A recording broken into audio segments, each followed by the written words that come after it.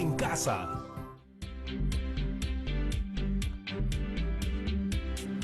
Bienvenidos chicos y chicas de primero de secundaria a la sesión del día de hoy.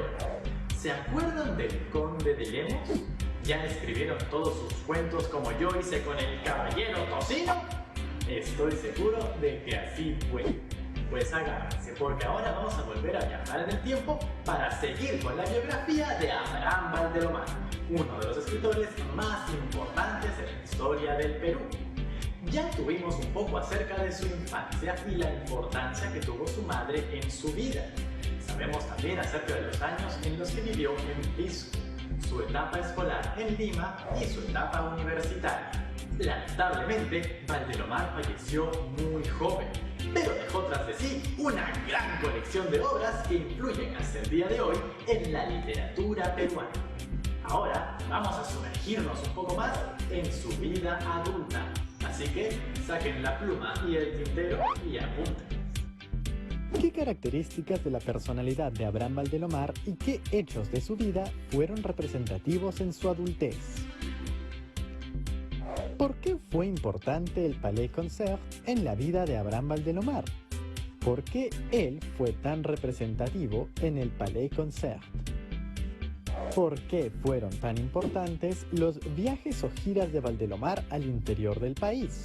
O como él mismo los denominó, sus viajes patrióticos. ¿Las tienen? ¡Perfecto! Entonces ahora vamos todos juntos a aprender acerca de la vida de este genial escritor. ¡Vamos con el video! Valdelomar trabajó como secretario personal de don José de la Riva Agüero y Osma. Bajo su influencia, escribió La Mariscala, biografía novelada de Francisca Zubiaga, esposa del presidente Gamarra. De esta obra, luego haría una versión teatral, en colaboración con José Carlos Mariátegui. En octubre, publica Los Ojos de Judas, también en La Opinión Nacional. A partir de 1915, Valdelomar se dedica de lleno a la literatura y al periodismo. En junio de ese año comienza a publicar en el diario La Prensa, cuyas oficinas quedaban justamente aquí, en la cuadra 6 del Jirón de la Unión, antes calle Baquíjano. Él publica poesías, cuentos, artículos periodísticos, ensayos literarios, en fin, perteneció sin duda a una generación de brillantes literatos, escritores, intelectuales vinculados al periodismo, como Leonidas Yerovi, que era un poquito mayor que él, y el propio José Carlos Mariátegui. Ellos forjaron sin duda una época de oro para el periodismo peruano en el siglo XX.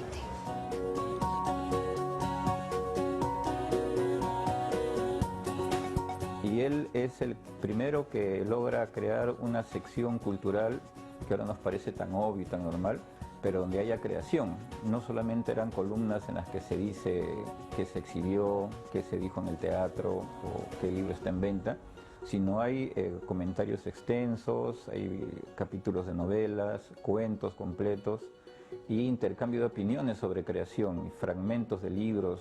Es toda una animación de lo que es la vida cultural.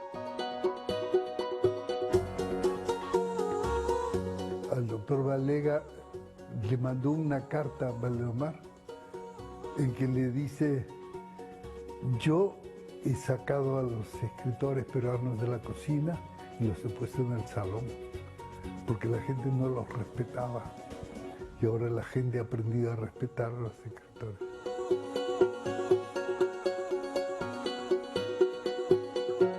Lo que hizo Valdelomar fue crear una suerte de mercado para los escritores, hacer que se dediquen casi a tiempo completo al oficio de crear y no a otras profesiones alternas.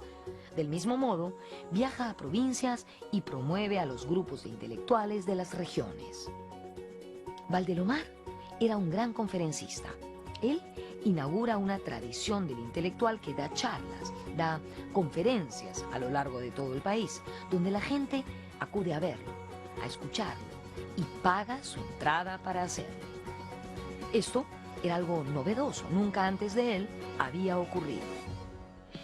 Abraham Valdelomar dictaba conferencias en todo el país. Justamente en una de ellas murió trágicamente.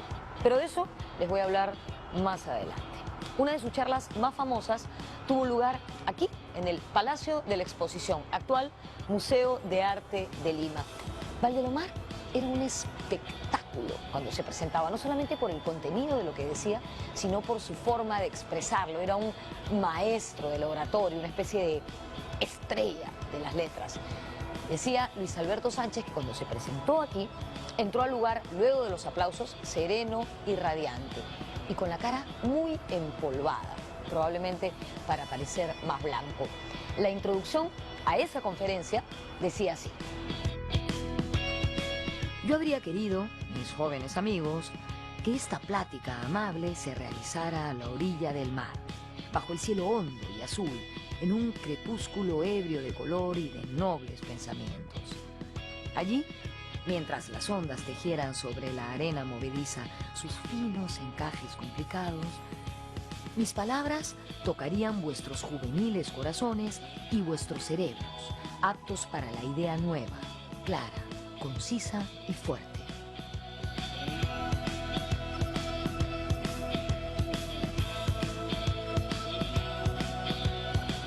Qué bonito, ¿no? A mí, no sé a ustedes, pero a mí me hubiera encantado escuchar en vivo y en directo a Abraham Valdelomar.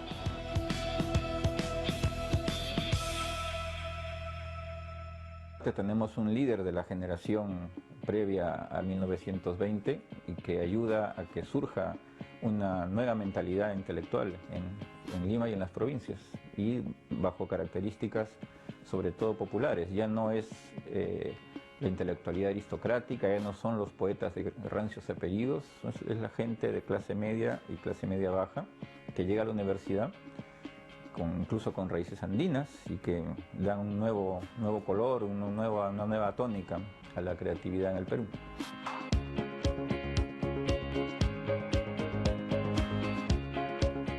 Cuando llega a Cajamarca lo recibe el alcalde, lo reciben los notables, cuando va a Huancayo lo mismo, cuando va a Puno. Es decir, no era solamente un escritor insular que se quedó en Lima, sino fue un escritor que buscó de alguna manera religar los distintos territorios del Perú, los distintos espacios culturales del Perú, ¿no?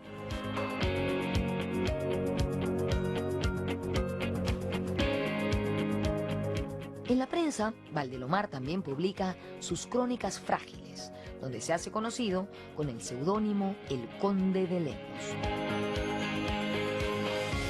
Con su amigo José Carlos Mariátegui publica Los Diálogos Máximos, que eran conversaciones líricas entre ambos, representados bajo los nombres de Manilo y Aristipo.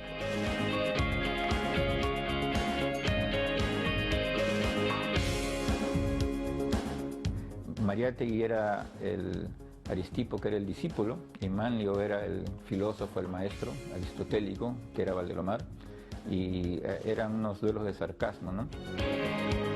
Valdelomar perteneció a esa generación brillante de escritores que surgió más o menos a mediados del siglo XX, todos ellos nacidos en las postrimerías del XIX.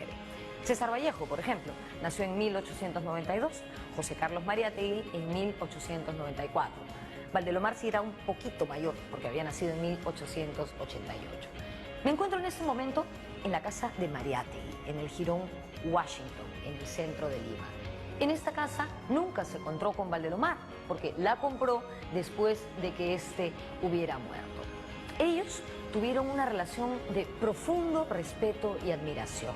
Sobre Valdelomar, Mariátegui dijo algo así como que buscaba sus temas en lo cotidiano y en lo humilde, y que el joven iqueño descubrió inexperto, pero clarividente, la cantera de nuestro pasado autóctono. Un genio como Mariátegui, hablando de otro genio, como Valdelomar.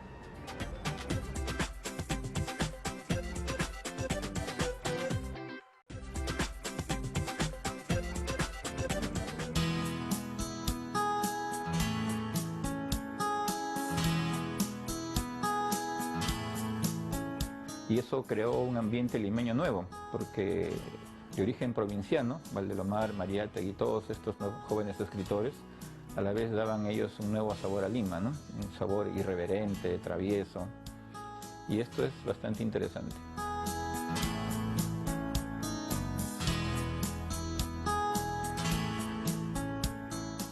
Ya a estas alturas, Abraham Valdelomar era lo que se conocía como un dandy. Llamaba la atención de la gente con su indumentaria y sus formas atildadas.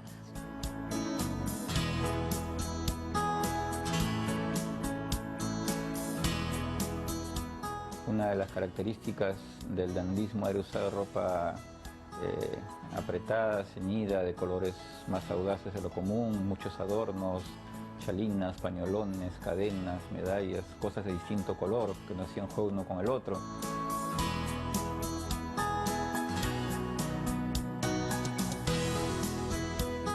Además, usaba muchas sortijas, cadenas, dijes.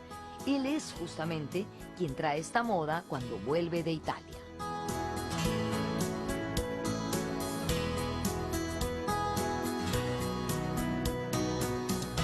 Había la moda de usar polvos de arroz, porque para que el sudor no dañe la buena imagen ni el buen aspecto de la ropa, había unos polvos de arroz que se echaban encima, sin la camisa, sobre el pecho, los hombros, etc. Y luego con un abanico se sacaba lo que sobraba y había un aspecto más blanco del señor que iba por la calle, pero además más prevenido contra el sol, el polvo, el sudor, etc., ¿no?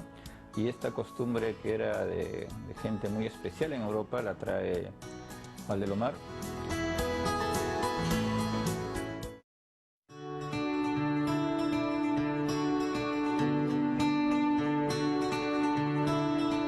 Valdelomar era el rey del Palais Concert, la confitería de moda de aquella Lima ilustrada.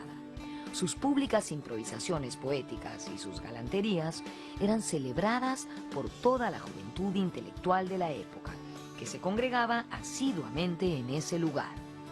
Por lo general, formaba dúo con su gran amigo José Carlos Mariátegui.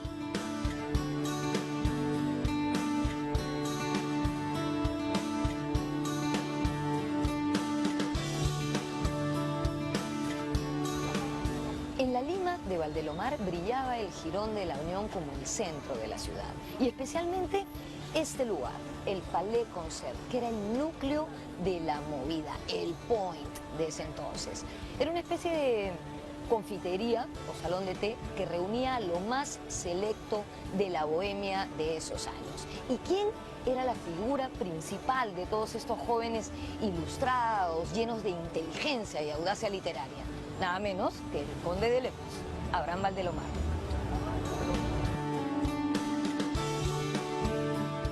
El local del diario La Prensa quedaba muy cerca.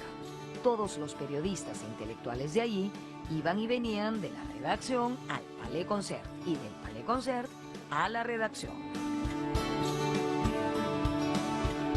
Y el Palais Concert era el escenario de muchos de estos diálogos que él tenía con artistas, con visitantes. Y una cosa muy importante que hacía él con Abril de Vivero, con Alfredo González Prada, con Aya de la Torre, con César Vallejo. Entonces el Palais Concert se convirtió en un sitio en que la gente estaba en la puerta esperando que llegue Valdelomar a ver qué pasaba.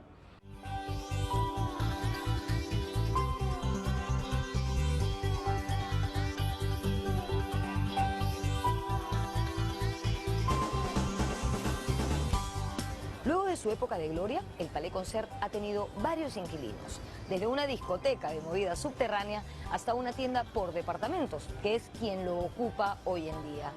Ojalá que siempre se cuide su arquitectura, porque nos recuerda esa aura mítica que envolvía la Lima de principios del siglo pasado.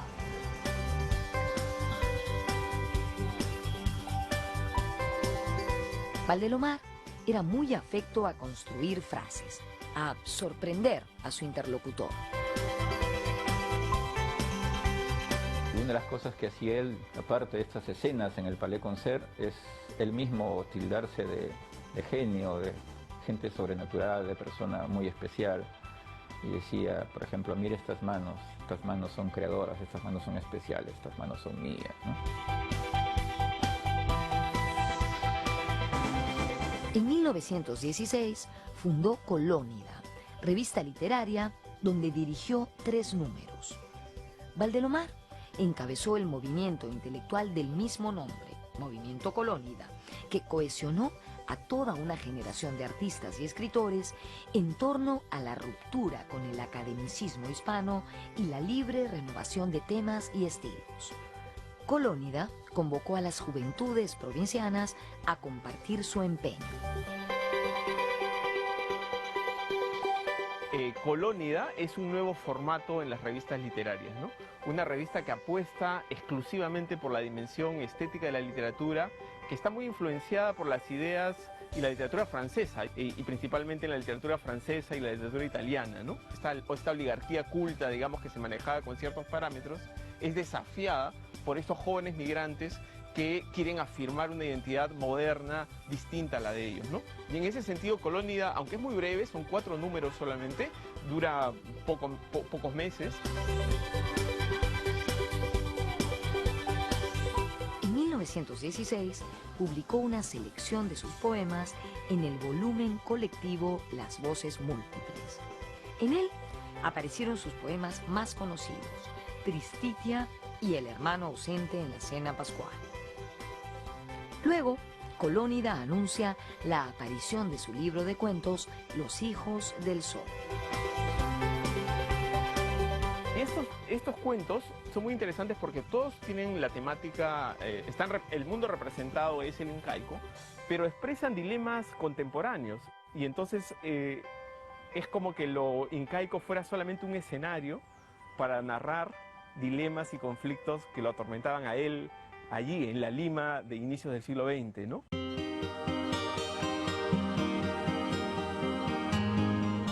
En 1917 continúa su intensa colaboración literaria y periodística en la prensa. Tras la muerte de Leonidas Yerovi, edita la página literaria del diario.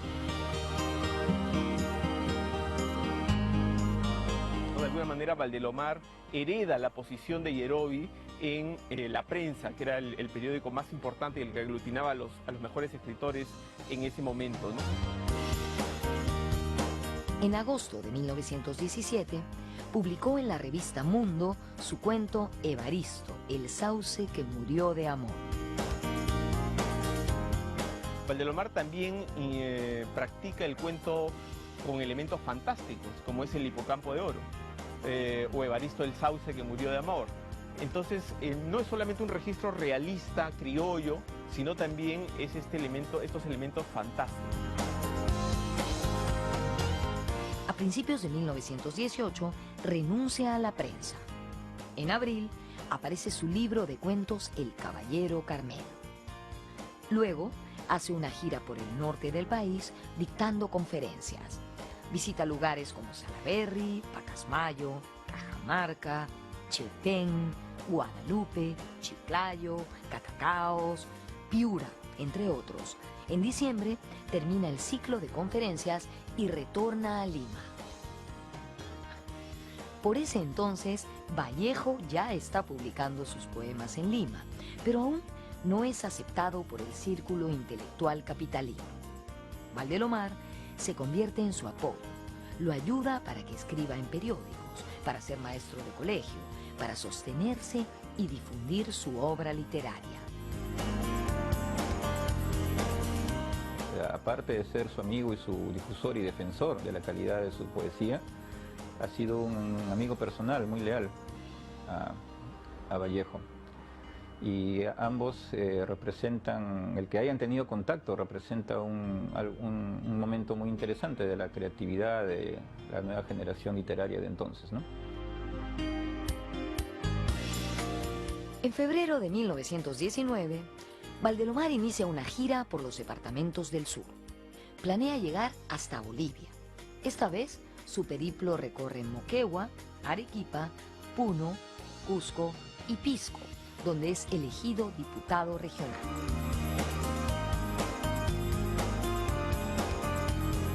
El año 19, cuando llega al gobierno Leguía, él da un golpe de Estado. Estando ya elegido para ser investido por el Congreso, él decide cerrar el Congreso, convocar un nuevo Congreso y hacer una nueva Constitución. Y esta Constitución estableció, aparte del Congreso Nacional, 3 congresos regionales, del norte, el centro y el sur. Y hubo elecciones para esto. Y Valdelomar fue un entusiasta de este congreso. No le convencía mucho Leguía, pero sí le parecía interesante la apertura, la promesa de reformas y el espíritu liberal del nuevo presidente.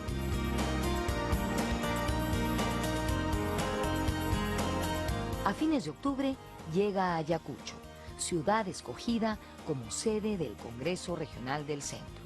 Valdelomar es elegido secretario de ese congreso. Así, estando en un hotel, la noche de instalación de representantes, en circunstancias poco claras, cae desde un segundo piso. Se quiebra el cuello y la columna. Su estado se agrava y fallece en Ayacucho el 3 de noviembre de 1919.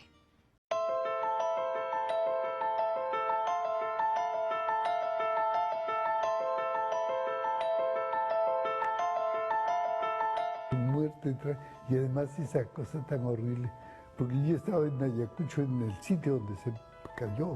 ¿Un hotel era? Sí, era no sé si era un hotel o una casa de reuniones, un club. Pero está la escalera, se rodó la escalera y se quebró la columna vertebral.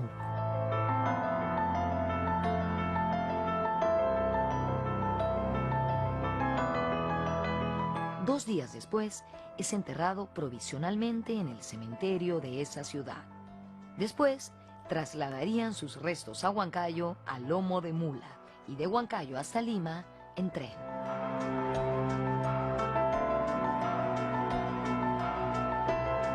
Movimiento de jóvenes, como demoró en llegar el cuerpo a Lima por el difícil viaje de Ayacucho, vinieron gente de provincias. Fue una gran reunión de toda su generación a nivel nacional.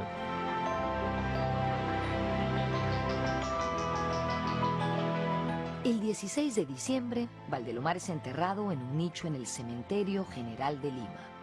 Posteriormente, sus restos son trasladados y sepultados junto a su madre, como fueron sus propios deseos.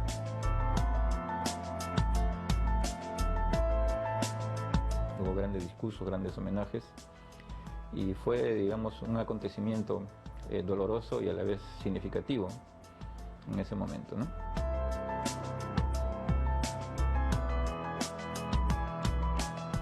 Sí, que era un muchacho realmente muy dotado, ¿no? Y para mi abuela, que tenía 8 hijos, este hijo tan especial, pues en que se le muere de 31 años. Fue una cosa terrible. Ahora, yo heredé, en mi casa se quedaron todos los libros de Valdelomar. Tenía una biblioteca enorme, ¿no? Era un gran lector. De Wilde, de D'Annunzio. Me hubiera gustado conocerla, la verdad.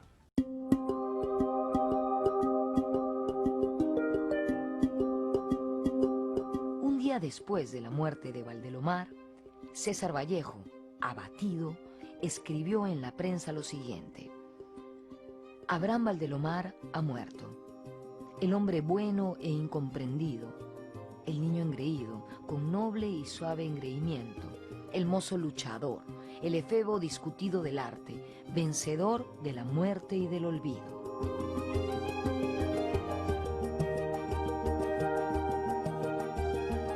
Yo me acuerdo que mi madre me ha contado que los originales de los Heraldos Negros estaban en la casa, que Valdelomar debía haber escrito el prólogo y nunca lo hizo, con la muerte.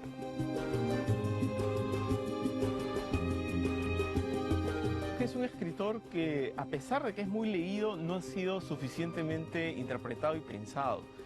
Es un escritor del cual estamos acostumbrados a leer unos cuantos textos, unos cuantos poemas, unos cuantos cuentos, pero perdemos de vista la totalidad de su obra. Y la suya es una obra desafiante, es una obra que requiere mantener los lectores que tiene, pero requiere sobre todo nuevas interpretaciones, ¿no?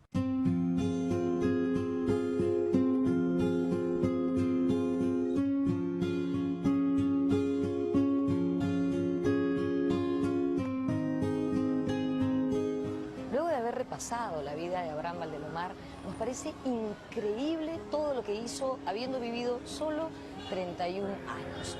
Él es uno de esos personajes que se vuelven leyenda porque viven poco, hacen mucho y nos dejan para siempre preguntándonos qué más hubiera hecho si no hubiera muerto precozmente. Luis Alberto Sánchez dice que en una oportunidad le preguntó a Víctor Raúl Haya de la Torre quién era el hombre más inteligente que había conocido. Víctor Raúl dijo que Abraham Valdelomar. Nos vemos en la próxima.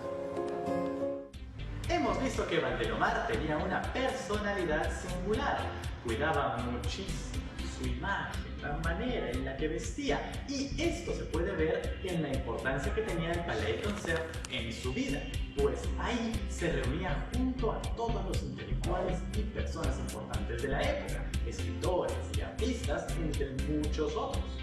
Claro, es posible que juzguemos a Valdelomar de superficial por esto, pero no olvidemos que él también tenía un gran y profundo interés por nuestro país. Y esto se manifestó en sus viajes patrióticos, donde acercaba la literatura a las personas, particularmente a los más vulnerables. Y de esa manera demostró un liderazgo cultural importantísimo.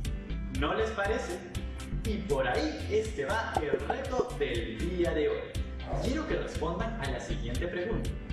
¿Qué significa que Abraham Valdelomar haya tenido el objetivo de democratizar la literatura en el país a través de sus viajes patrióticos? Respondan a esta pregunta utilizando la información que han visto en el video. Y finalmente, quiero que se pongan en los zapatos de Abraham Valdelomar e imaginen que ustedes van a realizar uno de estos viajes patrióticos. Así es, mis Valdelomarcitos. Quiero que realicen, además de la respuesta a esa pregunta, un itinerario de viaje, donde nos deben contar lo siguiente. ¿A qué lugar irían? ¿Qué actividades desarrollarían? ¿Con quiénes las llevarían a cabo? ¿Qué es lo que ustedes leerían? Y finalmente, ¿cómo sería su regreso? Y ya lo saben, guarden todos sus trabajos en su portafolio.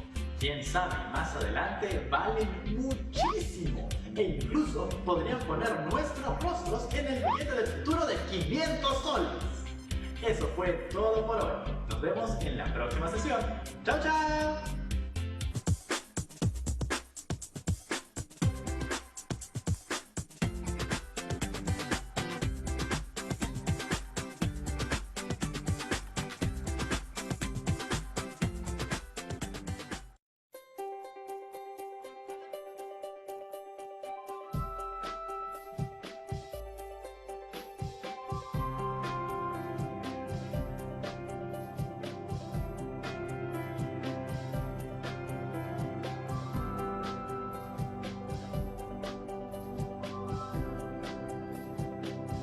Aprendo en casa.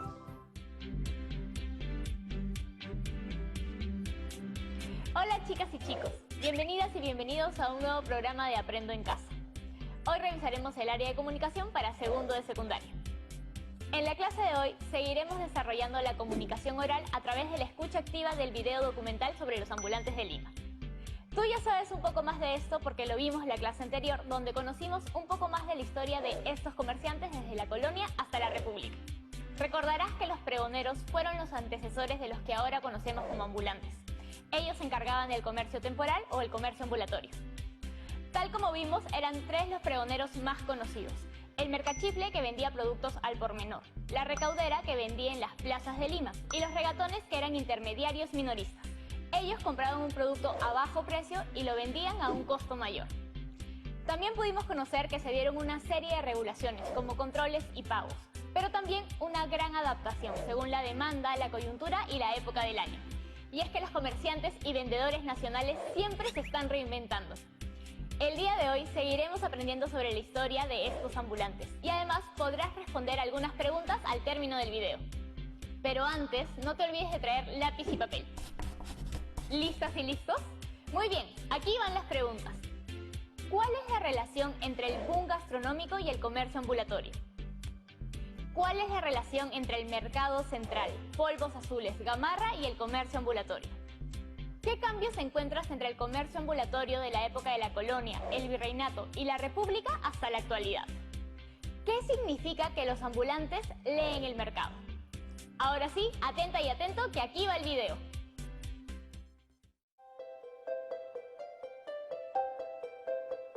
Durante el virreinato y gran parte de la República, la Plaza Mayor de Lima, donde nos encontramos en este momento, fue un concurrido mercado público y lugar de venta de mercachifles. En 1838, la escritora francesa Flora Tristán contó que siempre había mucha gente en la Plaza Mayor, a cualquier hora del día. Por la mañana estaban los aguadores, los militares, las procesiones, y por la tarde los vendedores ambulantes, ofreciéndole al público frutas, bizcochos, helados. También en la zona se congregaban algunos bufones que entretenían al público con sus maromas y bailes. Vendo velas y velones para alumbrar los balcones. ¡Velas!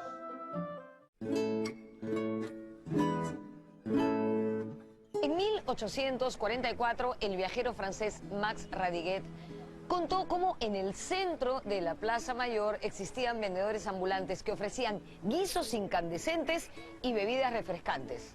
Algo así como un prende y apaga.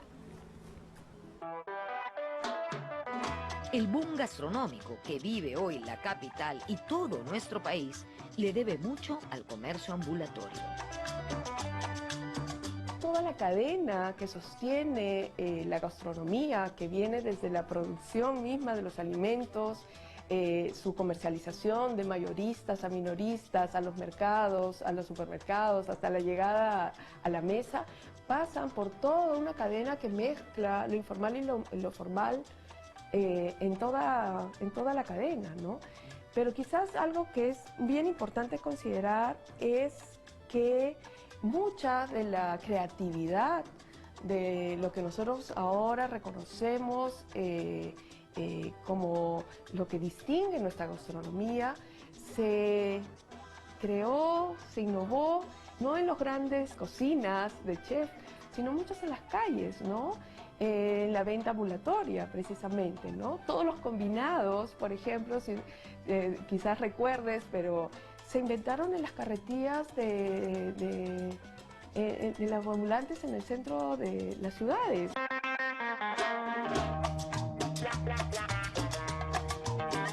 A mediados del siglo XIX se inauguró el Mercado Central de Lima durante el gobierno de Ramón Castilla. Este se ubicaba en lo que hoy conocemos como Jirón Ayacucho. Este mercado fue conocido como Mercado de la Concepción. ¿Por qué? Porque se levantó en los terrenos del convento de la Concepción.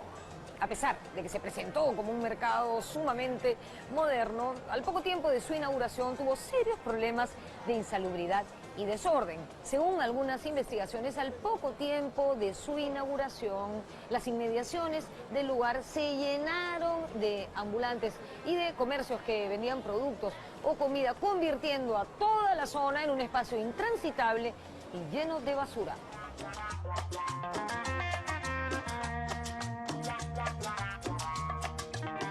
La idea de ordenar esto ya viene con Castilla y con el mercado central que queda exactamente donde cualquier limeño puede ubicarlo ahora, al lado de la calle Capón.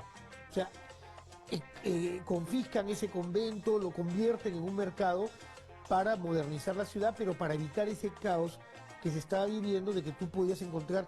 Recuerda que la ciudad no tenía un sistema de canaletas de salubridad pública, o sea, todos los viajeros que han venido a Lima nos cuentan que la ciudad es perpendicular hacia el mar, o sea, va en bajada, y tú puedes ver el Callao en un buen día de sol. Entonces, todos narran que el agua circulaba, el agua potable o el agua que la gente tiraba por las ventanas.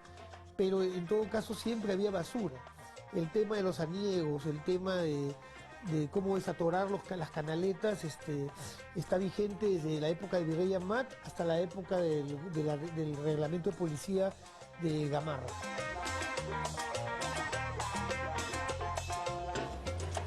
A inicios del siglo XX, este primer mercado central fue demolido, principalmente por insalubre, y fue reedificado en 1903.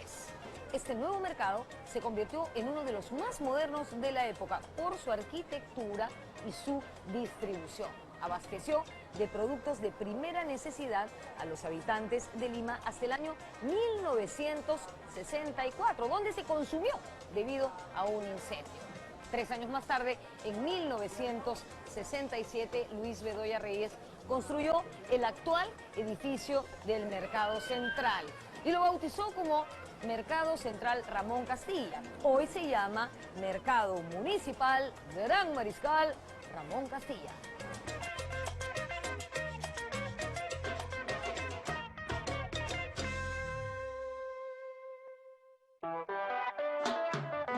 La migración del campo a la capital se acentuó entre 1950 y 1960.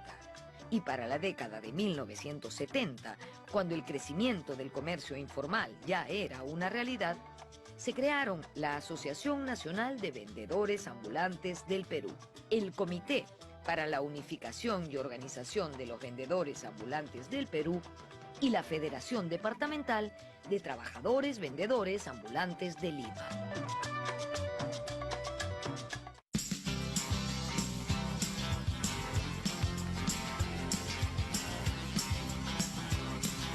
El emporio comercial de Gamarra, ubicado en el corazón de La Victoria, nació en los años 70 y desde sus inicios fue lugar de trabajo principalmente de migrantes nacionales y extranjeros. Según el economista Fernando Villarán, Gamarra fue la respuesta creativa de los sectores más populares ante la falta de empleo.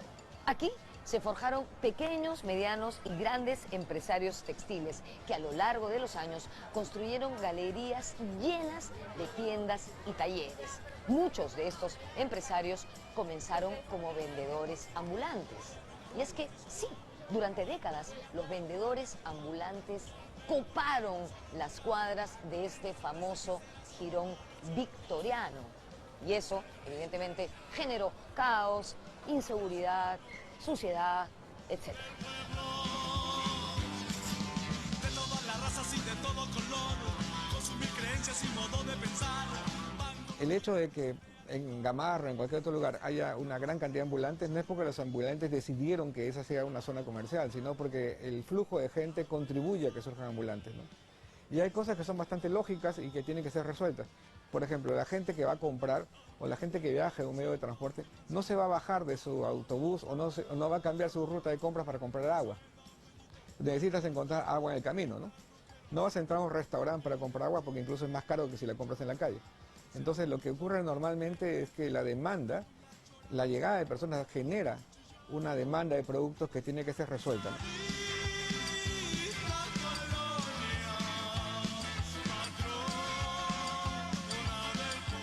Existe la idea generalizada de que los ambulantes son un problema en la ciudad, cuando en realidad podrían ser parte de la solución.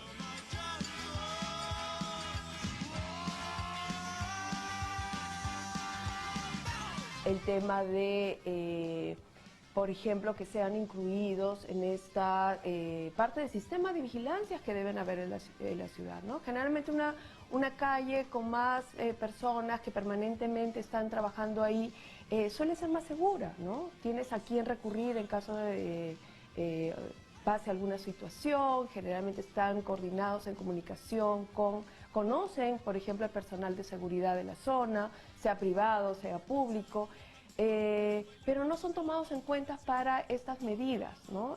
Son vistos más bien como un peligro, como una amenaza, ¿no? Hay muchos casos donde los comerciantes ambulantes están organizados por cuadra, por calle, por zona, y compran sus propias bolsas de basura, los propios tachos, tienen jornadas de limpieza, por ejemplo, ¿no? Muchas veces al margen de las municipalidades.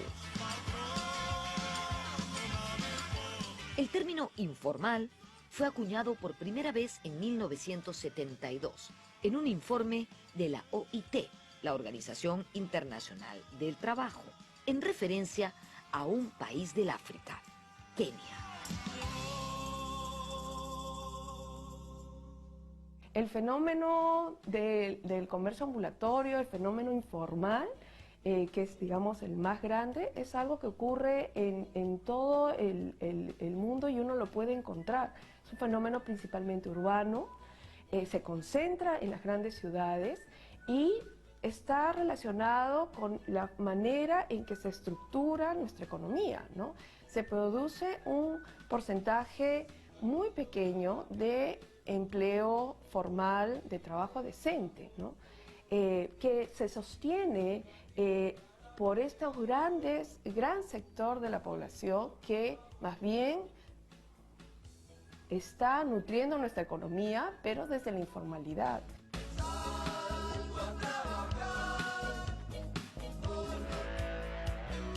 Lo que ocurre en realidad es que el principal, digamos, conjunto de informales en el Perú son especialmente los ambulantes, y una gran mayoría de ellos no tiene como objetivo necesariamente burlar la ley per se, sino que en realidad están cumpliendo una función que tiene que ver con la falta de abastecimiento, ¿no? O sea, es una demanda la que empuja el ambulante más que ser ellos empresarios, digamos.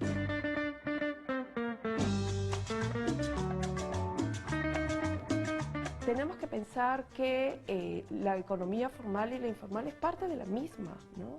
Pues tenemos una misma estructura y eso va a seguirse dando, ¿no? No hay ámbito de nuestra economía que no tenga y que no combine y que no relacione esta economía formal y la informal, ¿no? Encontramos economía informal en el sector privado, pero también en el sector público, ¿no? Y lo encontramos prácticamente en todas las actividades económicas, ¿no? Que se necesitan mutuamente, ¿no? Y estamos hablando de un porcentaje muy grandes, ¿no? Para el caso de Lima, es más de la mitad de la población económicamente activa está en el sector informal.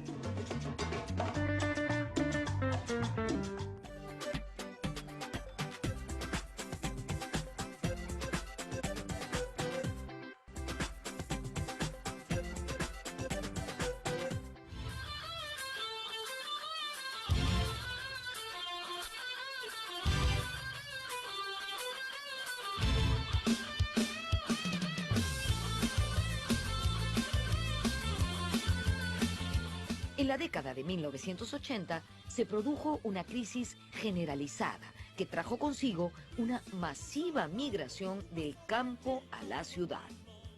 En ese contexto, los ambulantes abarrotaron las calles de Lima.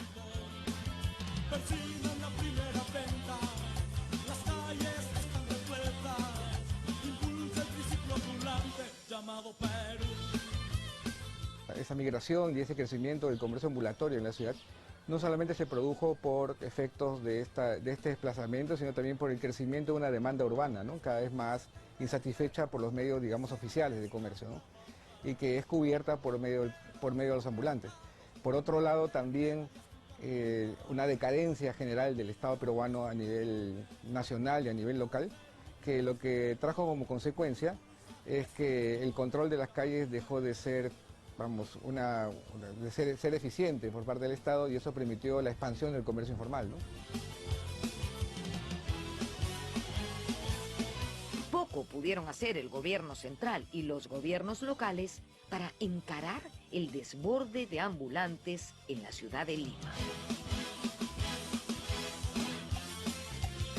Entonces es una sociedad que está muy empobrecida, con recursos que escasean por todas partes, y donde probablemente hay preocupaciones más importantes que limpiar la ciudad, ¿no? Preocupaciones como conseguir alimentos, poder sobrevivir. A pesar de la crisis, hubo experiencias exitosas que articularon de manera eficiente el comercio ambulatorio en la ciudad. El pobre es el rico es el rey.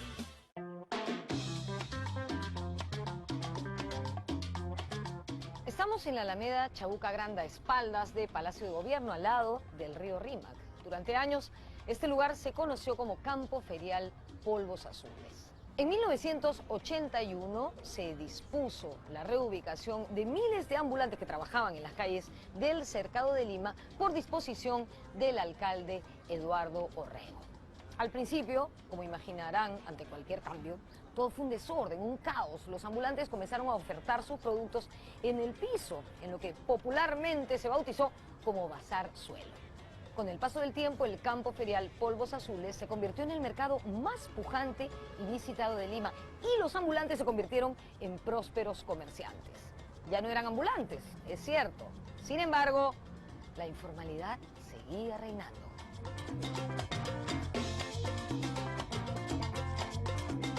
En 1991, el Centro Histórico de Lima fue declarado Patrimonio de la Humanidad y se dispuso el retiro de los comerciantes que estaban en esta zona.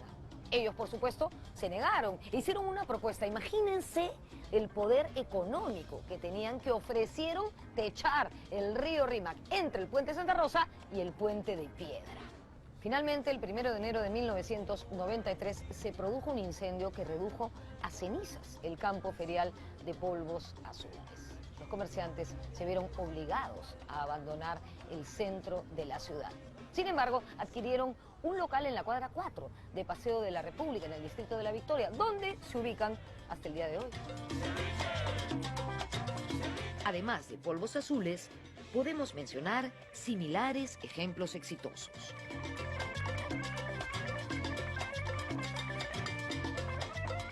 Toda esta zona en Lima Norte de lo que conocemos en San Martín de Porres como Caquetá, ¿no? Que era pues también una zona de comercio ambulatorio en las calles, y que finalmente, con el apoyo de la municipalidad, se reubicó a los comerciantes que invirtieron, construyeron sus mercados y dejaron las calles por eso. El caso de las Malvinas, el caso en el cono oeste de Ceres, por ejemplo. O sea, hay varios casos famosos de zonas, conglomerados de ambulantes, que fueron trasladados de manera muy exitosa.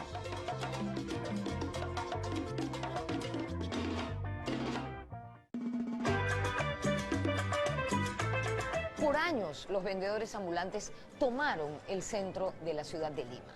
En el año 1994, cuando se cumplían 459 años de su fundación, apareció un artículo en la revista Caretas que señalaba que 15.000 vendedores ambulantes abarrotaban el centro de la ciudad. De hecho, en el verano de 1994, aquí, en el portal de Botoneros, que está al lado de la Plaza Mayor, se concentraban los vendedores de artículos para el verano, es decir, la ropa de baño, los bikinis, las tangas, las zungas, las toallas de playa, los flotadores. También habían muchísimos vendedores que ofertaban zapatos hechos en Trujillo. Evidentemente, la concentración de ambulantes en esta zona provocó el sustancial deterioro de nuestro centro histórico.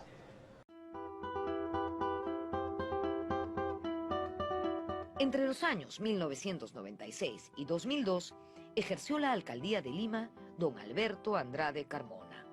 Él se propuso la recuperación del centro histórico. Es recordada su actuación en el reordenamiento del centro de la ciudad, que él mismo encabezó en el año 1997. No se puede negar que en términos de una recuperación del centro hubo un avance, ¿no? Lo que me pregunto es por qué ese avance no ocurrió en algunas zonas que después fueron, digamos, un lugar de catástrofe, como Mesa Redonda, ¿no? Y Mesa Redonda es casi una tragedia anunciada, y cada diciembre ronda nuevamente la tragedia, ¿no? Entonces la pregunta es, bueno, ¿por qué en Mesa Redonda no se logró un reordenamiento y una recuperación de ese espacio, donde probablemente era más peligroso eso que otros, ¿no?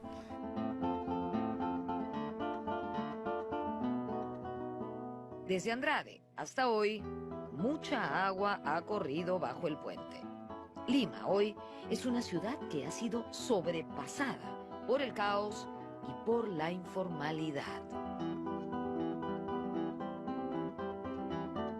Están pensando en ordenanzas prohibiendo el comercio ambulatorio, sacándolos de las calles, y la verdad es que es un número tan grande que estas medidas no van a poder no se van a poder mantener en el tiempo, ¿no? Se necesitan soluciones a mediano, a largo plazo, y las soluciones a mediano y largo plazo que planteen desarrollo tiene que incluirlos desde el diseño mismo de estas estrategias, ¿no? Y esto es algo que nos está dando. Inclusión es la palabra clave. Debemos incluir a los ambulantes en el diseño de ciudad del siglo XXI, no atacarlos como un problema que hay que extirpar. Hay una vida en nuestras calles que no podría darse sin los ambulantes, ¿no? En realidad yo lo veo como un potencial. Nuestras calles tienen un atractivo muy distinto a eso, ¿no? En la diversidad, en los colores. Y parte de estos colores son también los vendedores, las y los vendedores ambulantes, ¿no? Son orientadores turísticos en muchos casos, son orientadores, presentadores de nuestras propias tradiciones, son muchas veces quienes van a recomendarte un primer uso de alimentos tradicionales, de bebidas medicinales, en muchos casos, como el caso de los compañeros molienteros. Los ambulantes son expertos en leer el mercado limeño. Son ellos los que le toman el pulso a la ciudad. En la puerta de las grandes aglomeraciones de gente siempre va a haber ambulantes, porque lo que atrae al ambulante es la demanda. Y eso es lo que creo que es lo primero que tiene que administrarse, digamos, lograr administrar una demanda, ¿no?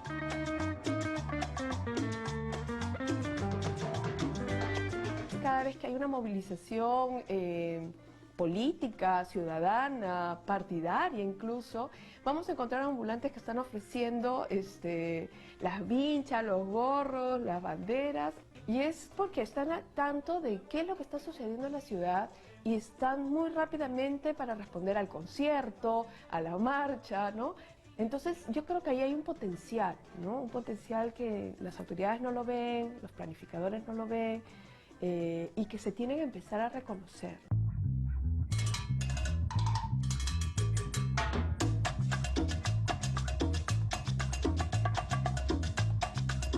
A lo largo de este programa hemos podido confirmar cómo la presencia de ambulantes ha sido protagonista en la historia de la ciudad de Lima.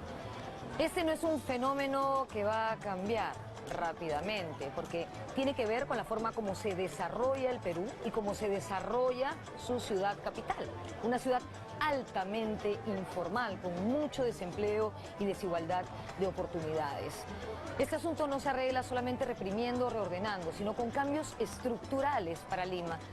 ¿De dónde parten esos cambios? De la educación, como siempre.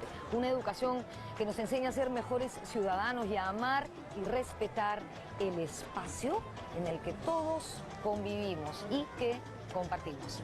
Nos vemos en la próxima. ¿Qué te pareció el documental? Buenísimo, ¿no? Hemos podido aproximarnos a la historia del comercio ambulatorio desde la época de la colonia hasta la actualidad.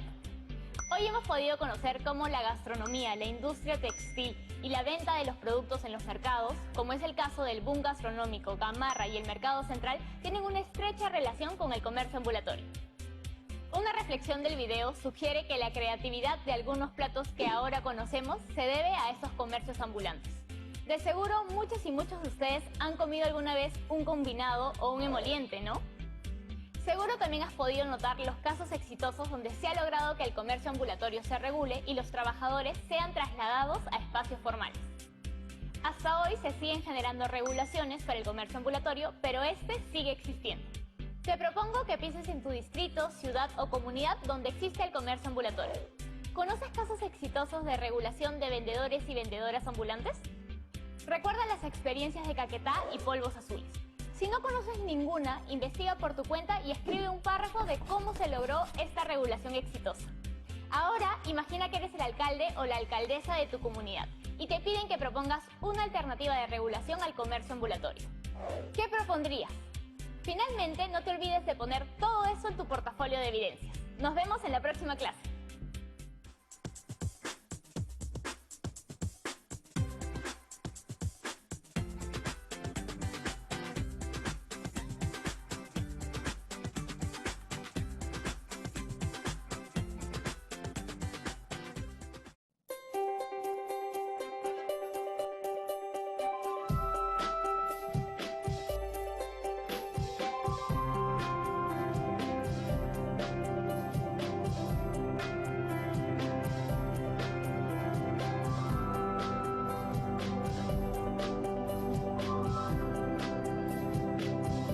Aprendo en Casa.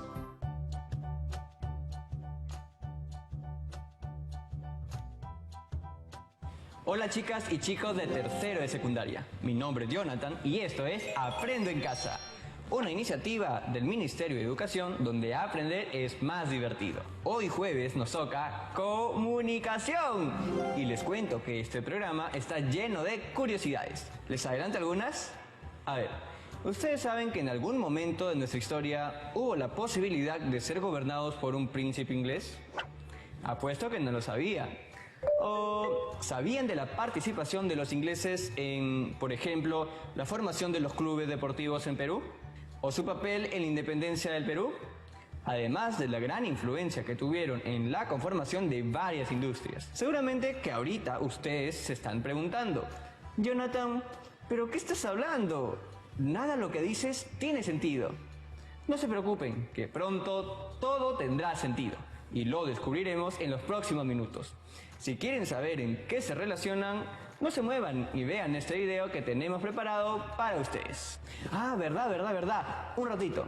No olviden traer lapicero y papel para que tomes nota de estas preguntas, que responderás con el contenido del video y guardarás en tu portafolio. ¿Qué participación han tenido a lo largo de la historia los británicos o ingleses? ¿Qué influencia ha tenido la migración británica en lo referido a la arquitectura en el Perú? ¿Reconoce los nombres de los migrantes ingleses que se mencionan? ¿En qué o dónde los ubicas? Ahora sí, vamos con el video.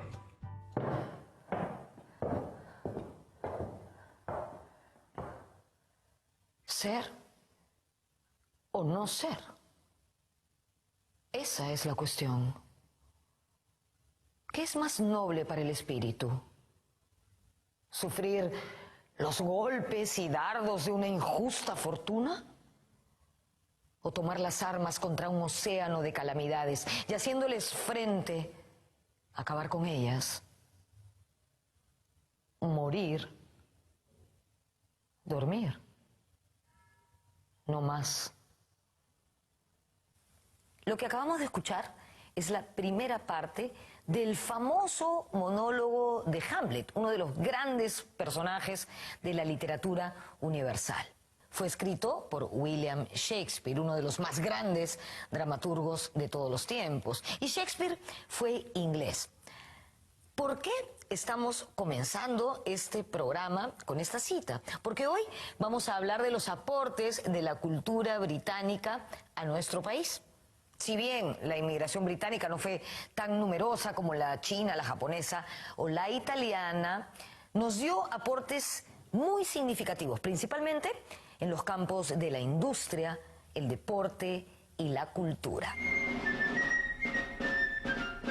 El Reino Unido de Gran Bretaña e Irlanda del Norte, que es como se llama oficialmente, es un estado unitario europeo constituido por 4 naciones: Inglaterra, Escocia, Gales e Irlanda del Norte. De los británicos tenemos muchas referencias, íconos muy marcados: el rey Arturo, la familia real, el fútbol, Shakespeare, el té de las 5, el whisky, los Beatles, los Rolling Stones, Queen, en fin.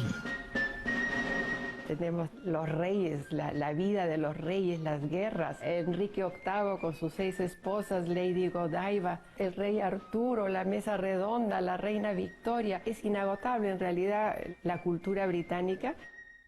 I'm still got my roots in Britain in that I love my British food. I find it very difficult here that I love my bacon, I love my cheese, I love what they call a pork pie.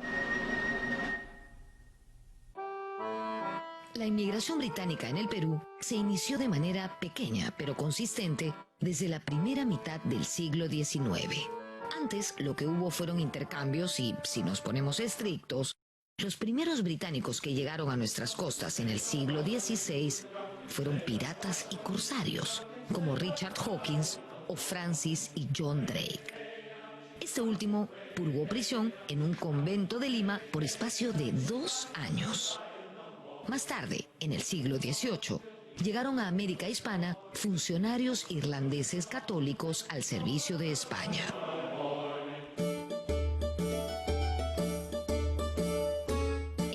independencia del Perú, destacaron 3 británicos: Thomas Cochrane, Jorge Martín Guise y Guillermo Miller.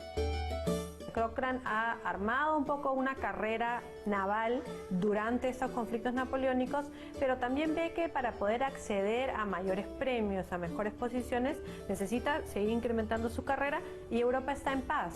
Y los lugares donde presentan oportunidades son justamente en América Latina, y el gobierno chileno lo contrata con una comisión bastante generosa. Lo mismo sucede con Guise.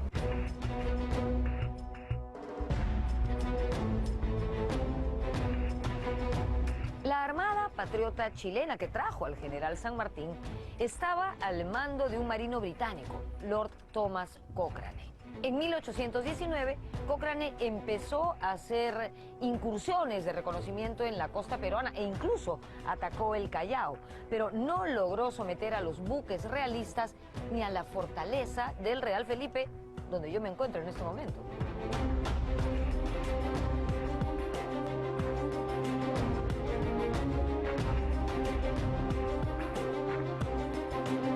En 1820 se inició la ofensiva contra los realistas que estaban en el Perú, y ahí apareció el genio y la pericia de Cochrane, quien logró capturar al mejor barco de la flota española, la fragata Esmeralda. Este buque fue abordado sorpresivamente en el Callao la noche del 5 de noviembre de 1820. Cochrane actuó, como era habitual en él, sin permiso de sus superiores. En la intensa lucha contra los realistas, Cochrane fue herido y tuvo que ceder momentáneamente el mando a un compatriota suyo, el también británico Martín Jorge Guise, quien fue considerado fundador de la Marina de Guerra del Perú.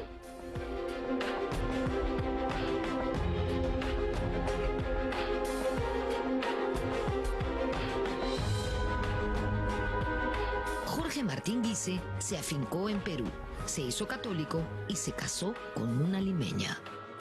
Guise es inglés y también tiene familia militar, hace una carrera militar, pero no está, digamos, a la altura en el rango y la posición que tiene Cochrane. Pero él es una persona, digamos, muy correcta, que hace su trabajo y funciona muy bien, sobre todo durante el bloqueo naval del año 19 con Cochrane. Luego ya empiezan los problemas, porque Guise es más cercano a San Martín en el sentido de cómo conciben que se deben llevar los premios y las capturas de los diferentes barcos. Y Guise se mantiene en el Perú, él se casa con una mujer muy joven y además él muere en la guerra de Perú y Colombia. Entonces él tiene una vida un poco más corta y una vida que se queda aquí. En 1821, el Protectorado de San Martín envió una misión diplomática a Londres. Lo que quiere San Martín es cambiar el eje de la geopolítica peruana y virarla hacia el mundo anglosajón. Era la primera potencia en ese momento, un imperio, digamos, asociado desde muy temprano con distintos tipos de libertades, ¿no? Libertad de prensa, libertades económicas, libertades políticas. Entonces, busca, yo creo que San Martín, una asociación con la esfera británica, digamos, un poco para compensar la enorme influencia que había tenido España sobre sus dominios. San Martín quería una monarquía constitucional y pensó que el emperador podía ser un miembro de la familia real británica. Su primer candidato es alguien vinculado a la corona británica, pero que en ese momento ya no era parte de la corona británica, que es el viudo de la princesa Carlota de Gales, que es Leopoldo de Sajonia-Coburgo-Gotha. Leopoldo era el ex príncipe de Gales, era un miembro de la familia real británica, pero que ya no tenía ninguna función porque su esposa había muerto dando a luz a su única hija, que también murió. Era un candidato ideal. En el camino, digamos, cae el protectorado, entra Bolívar y los planes de ser una monarquía constitucional se acaban. Pero Leopoldo llega a ser el primer rey de los belgas, luego de haber rechazado no solamente la corona del Imperio peruano, sino la corona de Grecia. El ejército de Bolívar también estaba compuesto por algunos oficiales británicos. Bolívar manda reclutar en Londres a británicos, tanto irlandeses como ingleses, algunos escoceses, y ellos llegan a la parte norte del continente y la mayoría muere por problemas de enfermedades tropicales. Pero algunos de ellos llegan a ser muy importantes con las fuerzas de Bolívar. Personas como Daniel Florencio Leary, James Burdett O'Connor.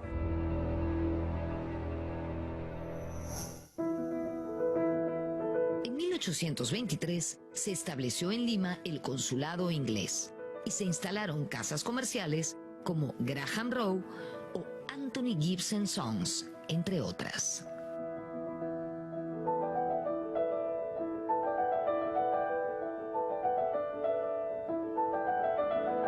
El cementerio británico fue creado en 1834 en el pueblo de Bella Vista.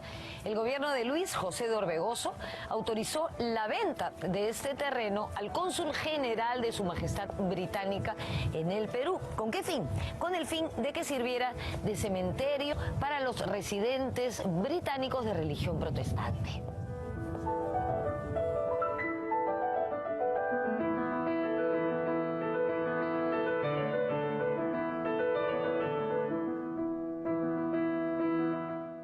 El general inglés William Miller, más conocido por nosotros como Guillermo Miller, fue un importante héroe de la independencia y fue quien organizó y entrenó al ejército peruano de 1823, cuando éramos una república naciente. También participó en las batallas de Junín y Ayacucho en 1824. En Ayacucho, de hecho, comandó la caballería. Miller, además, escribió unas memorias que dicen son muy interesantes. A diferencia de Guise y de Cochrane, no es de una persona de tanta alcurnia, pero viene de una familia con cierta comodidad y también se enrola en el ejército muy joven y hace la carrera en las guerras peninsulares, es decir, él va a España y pelea con Wellington en esas campañas. Entonces, cuando él llega a América Latina, él ya habla español, él conoce gente, mucha gente española, incluso se encuentra aquí a realistas que en el pasado han sido compañeros de armas de él. Ahora, Miller es un personaje impresionante porque él sufrió un ataque muy fuerte cercando la costa peruana en el 19, donde casi muere, incluso pierde el uso de sus manos. Le gustaba ser retratado con poncho, en parte por el brazo, pero también porque él se sentía muy cercano al Perú.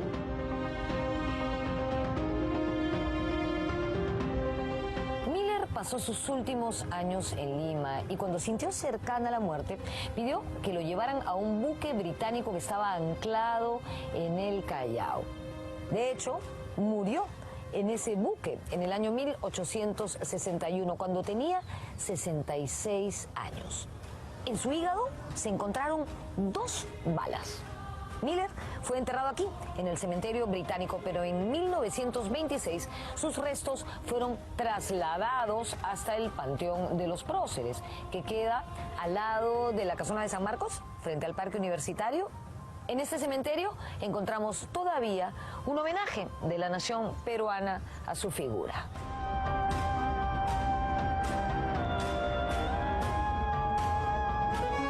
Como dijimos al inicio del programa, si bien en términos cuantitativos la inmigración británica es mucho menor que la italiana, japonesa o por supuesto la china, su singularidad radica en otro aspecto. Es una inmigración de mano de obra capacitada, lo que en el siglo XIX podrían constituirse en términos generales profesionales. Son personas que vienen a instalar determinadas industrias, todas asociadas con la modernidad, es decir, el ferrocarril, el telégrafo, la industria textil, o servicios nuevos, especialmente después de la firma del contrato Grace, es decir, banca, seguros, etc. Durante la guerra con Chile hubo varios peruanos con ancestros británicos que ofrendaron sus vidas. Es el caso del almirante Guillermo Moore y el teniente coronel Ricardo O'Donovan, que murieron en la batalla de Arica. Por otro lado, mucho se ha dicho acerca de la participación británica en esta guerra. Yo creo que el texto de Glauco Seoane, que se ha hecho sobre la base de archivos británicos, en el caso puntual de una casa comercial, pero probablemente la casa comercial más importante en ese momento, que era la casa Gibbs, él prueba, digamos, que la Cancillería británica no tuvo ninguna preferencia por ninguno de los lados que peleó en la guerra. No está en la geopolítica británica querer favorecer a determinado país en ese momento. Poco se ha resaltado la participación británica en defensa de la capital durante la invasión, en enero de 1881. Muy poca gente se ha puesto a pensar en lo que significaba la presencia británica en Lima después de la batalla de Lima y la influencia que tuvo con el general Baquedano de poder parar los desmanes. Y eso se explican por los números, es decir, Italia tenía una corbeta, lo mismo que Petitoir, tenía un solo buque, y los británicos tenían por lo menos 5 al mando del almirante Sterling. Fueron los marinos de las potencias extranjeras a hablar con Baquedano. En términos de fuerza militar, el oficial que llevaba la voz cantante ahí no era Petitoir, sino era Sterling, porque tenía a su mando una mayor cantidad de buques. Un destacado peruanista fue el inglés Sir Clements Markham. Él escribió un libro sobre la guerra con Chile, aprendió quechua y estudió nuestro pasado prehispánico. Con sus investigaciones, con sus recolecciones de semillas, el libro sobre su viaje al Cusco me parecía un libro que mostraba un Markham más con una mirada que penetraba más en la historia social, o ni siquiera en la historia social, sino que para ese momento en lo que podía ser la sociedad andina y la sociedad peruana en su momento, pero siempre mirando, sí, desde una perspectiva histórica, ¿no? Con una lectura, muy bien consolidada sobre la historia del Perú, sobre los incas.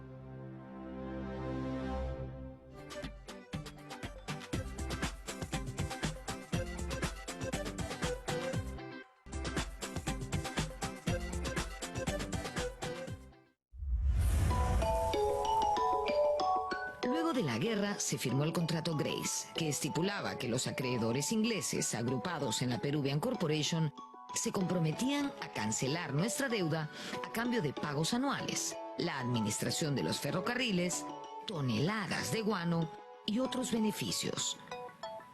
Lo que siguió fue una etapa de recuperación.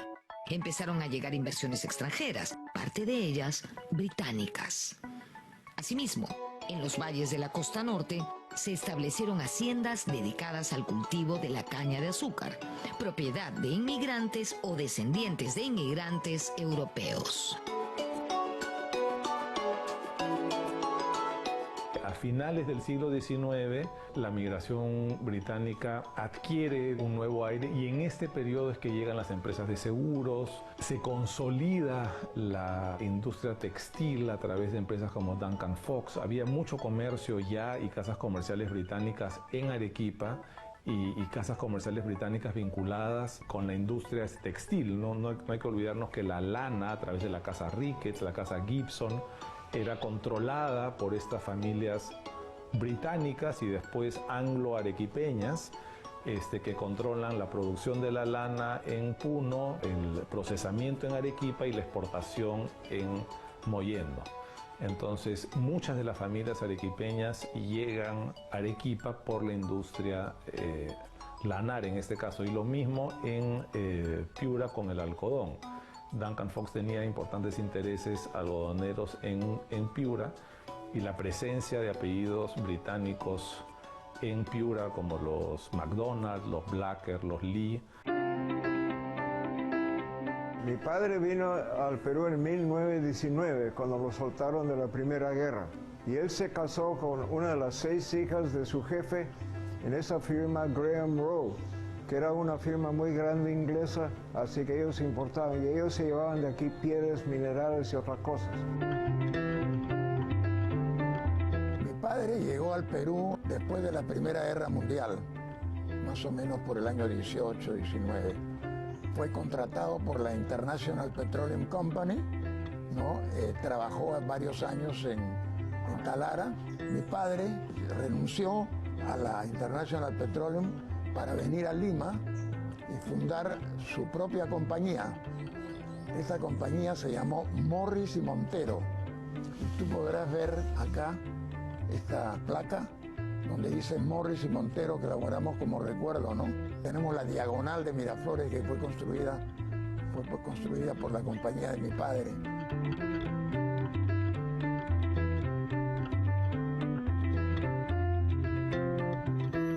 En su libro de memorias, El pez en el agua, Mario Vargas Llosa habla sobre el año de infancia que pasó en Piura y su acercamiento a la cultura británica.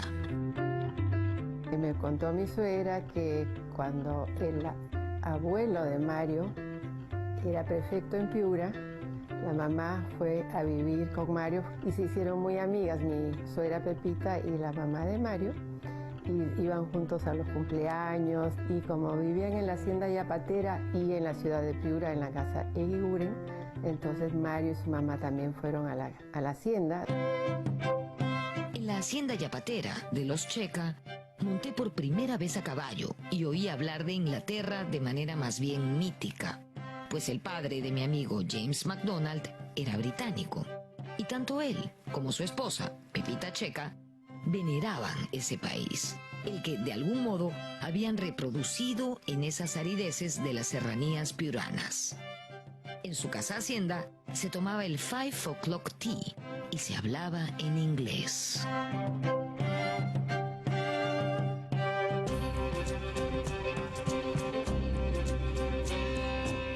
Uno de los aportes más importantes de los británicos en el Perú se produjo en la esfera del mundo asociativo, llámese clubes, sociedades, colegios. José Gálvez señala en su libro Nuestra pequeña historia que nosotros le debemos mucho en materia de sociabilidad, de diversión, a los ingleses, en este caso británicos establecidos en el Perú. Estos británicos son los fundadores de los primeros clubes o espacios para la sociedad peruana, o limeña específicamente. La creación de los primeros clubes británicos datan de 1835 con la creación del Salón Comercio. Otra institución británica importante es la que se funda en 1844. La biblioteca inglesa contaba con periódicos europeos y básicamente reunía a toda la colonia británica en el Perú, pero tenía la particularidad de que también recibía a inmigrantes extranjeros de otras nacionalidades y peruanos. Uno de los clubes más representativos de la colonia británica es el Phoenix Club, que tuvo varios locales en la Plaza de Armas, la Plaza San Martín y hoy en San Isidro. Eso fue fundado en 1879, en la esquina de Girón Unión con Plaza de Armas, hasta que en las revoluciones dijeron que las balas volaban por ahí, así que se mudaron a la esquina de Carabaya con la Colmena.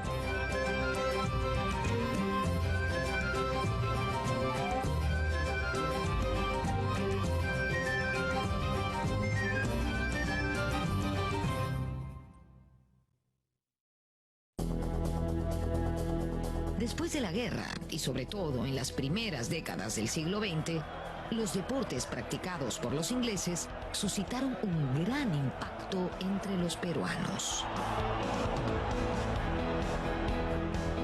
La idea de la modernización de la sociedad peruana también se expresa en la difusión de los deportes. Era la idea de que los deportes iban a generar una cultura de modernidad, de competitividad y producir hombres viriles y mujeres atléticas que pudieran estar en mejor condición de defender la patria. Esto como una reacción a la derrota del Pacífico, ¿no? Entonces es muy importante, digamos, esta presencia británica en el fútbol. Fueron los inmigrantes ingleses que trabajaban fundamentalmente en las casas comerciales británicas las que buscaron reproducir algunas de las costumbres que caracterizaban a la cultura popular británica. Parte de ellos era el tema de los deportes. Y digo que tuvieron un papel fundamental no solo por los clubes, sino también porque había que tener reglas comunes para desarrollar una competencia, es decir, todos los clubes o los participantes de un campeonato tenían que seguir las mismas reglas. Y como había muchos deportes con pelota en el mundo, los ingleses fueron los primeros en sistematizar estas reglas y hacerlas universales, que son las reglas que actualmente conocemos. Todas estas tienen origen británico.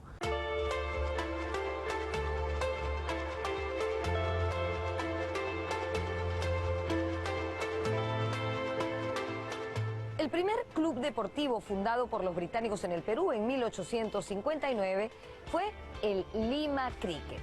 Sus fundadores eran dos empleados de las casas comerciales Anthony Gibson Sons y Duncan Fox. Se dice que este club tuvo al tercer equipo de fútbol más antiguo del mundo y al más antiguo de Sudamérica, por supuesto. Las primeras actividades deportivas se practicaron en terrenos de Bella Vista y más tarde, en 1885, estas se mudaron al campo de Santa Sofía, que quedaba en las inmediaciones de lo que hoy es la Avenida Grau. Luego se mudaron a Santa Beatriz y allí se practicaba fútbol, cricket, polo y golf.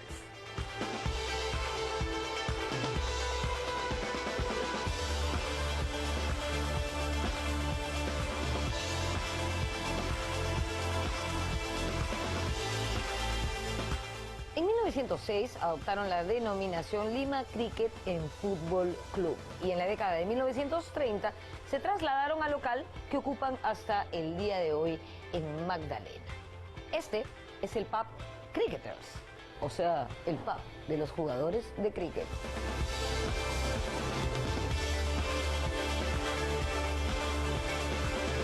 Es increíble todo lo que aportó la inmigración británica al desarrollo de nuestro país. Y quizá nosotras y nosotros ni siquiera lo sabíamos. Como acabamos de ver en el video, la llegada de los ingleses al Perú no solo trajo consigo desarrollo y avances tecnológicos, sino también una serie de cosas que nos hace sentir orgullosos como peruanas y peruanos. Por ejemplo, las típicas pichangas de los domingos. Otra cosa que me pareció muy interesante es que los ingleses tuvieron un papel muy importante, según dicen, en el proceso de la independencia. Bueno, queridas amigos y amigas, ya estamos llegando a la parte final del programa y como siempre, ahora es el turno de ustedes. El reto de hoy es investigar a profundidad sobre la inmigración inglesa en el Perú y elaborar una infografía sobre sus aportes más significativos o los que más llamaron tu atención. Para desarrollar esta infografía puedes utilizar los materiales que tengas en casa. Pueden ser crayolas, plumones, cartulina de colores, lo que ustedes quieran. Dejen volar su imaginación. Recuerden que pueden compartir todo lo aprendido con sus primas, amigos, vecinas o familiares. Es muy importante poder registrar sus trabajos y guardarlos en su portafolio. Así tendrán todas las evidencias de su aprendizaje. Recuerden lavarse frecuentemente las manos con agua y con jabón por al menos 20 segundos. Y si van a salir a la calle, que sea solo cuando sea necesario, usando su mascarilla y respetando la distancia social de al menos 1 metro. Esto fue todo por hoy en Aprende en Casa. Nos vemos en una siguiente edición. ¡Chao, chao, chao!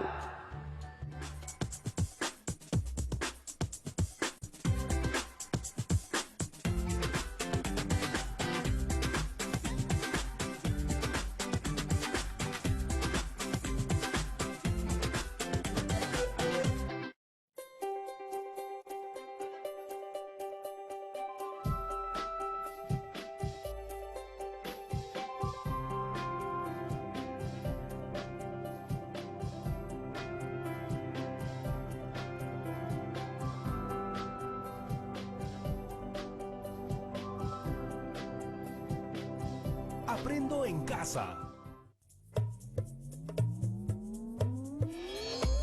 Bienvenidas y bienvenidos a un nuevo episodio de Aprendo en Casa, dirigido a estudiantes de cuarto de secundaria. En el programa de hoy seguiremos conversando sobre fútbol. Sí, a estas alturas debemos ser expertos y expertas sobre quiénes son las leyendas del fútbol peruano.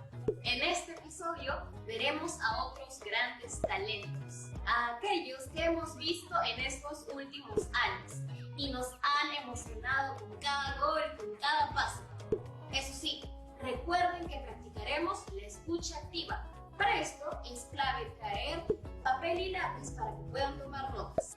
Antes de ver el video, quiero dejarles un par de preguntas un poco controversiales. Hay quienes dicen que todo tiempo pasado fue mejor. Yo personalmente no estoy muy segura de eso, pero me da curiosidad averiguar. ¿Ustedes creen que las leyendas del fútbol de tiempos pasados son mejores que las actuales? Difícil la comparación, ¿no? Son tiempos tan distintos. ¿Cómo compararían los estilos de vida de los futbolistas de ahora con los de antes? Mejor veamos el video y luego hablamos un poco más al respecto. Ahora sí, a la cancha. Cueto, linda jugada de taco. Uribe. Hoy no existen punteros en el fútbol. Se convirtieron en aleros o carrileros. Pero el Perú tuvo grandes punteros, solo por mencionar a algunos: Oblitas por la izquierda y Barbadillo y Muñante por la derecha. Oblitas, además, anotó goles decisivos con la selección. Son recordados su gol de Chalaca a Chile en la Copa América de 1975 y su gol a Argentina en las eliminatorias de 1985, luego de excelente enganche de Franco Navarro. Ahí está Velázquez, Filión, Oblitas, gol. Gol peruano, el 7:30, Juan Carlos Oblitas. JJ Muñante, el Jet y Jerónimo Patrulla Barbadillo fueron endiablados punteros derechos.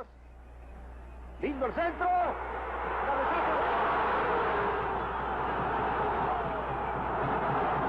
Quesada. A la derecha está Muñante, el Jet, Muñante, JJ, Juan José. Amaga, tira. Va a pegarle zurda, lo hace. ¡Gol! ¡Peruano! JJ Muñante de zurda. En las eliminatorias de 1977, la selección peruana alcanzó su clasificación al Mundial de Argentina 78. Uno de sus baluartes fue el mediocampista Alfredo el Flaco Quesada. El Flaco Quesada, un adelantado de su época, un volante que yo lo quisiera hoy en la selección peruana, un tremendo jugador. Claro, le tocó ser un gran jugador en una época llena de cracks muy vistosos.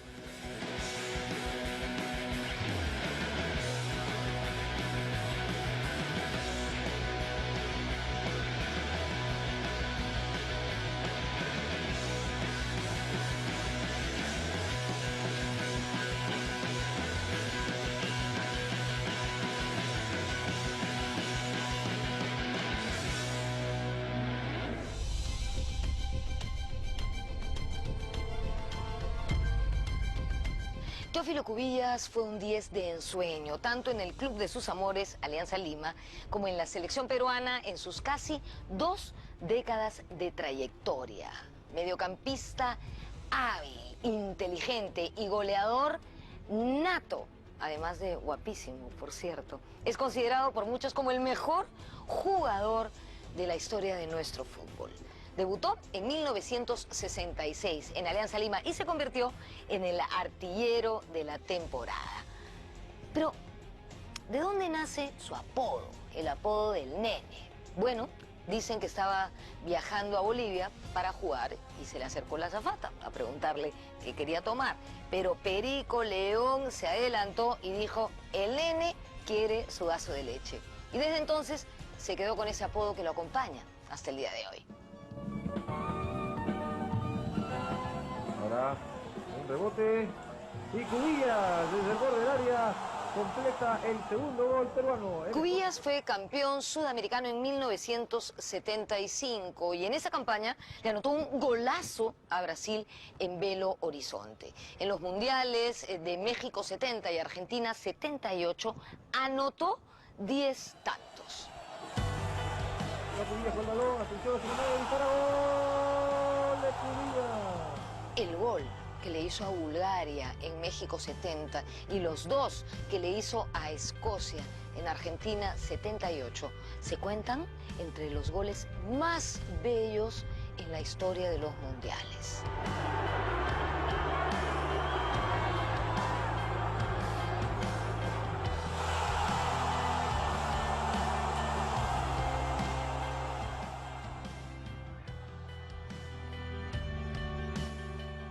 Increíble el Nene Cubillas.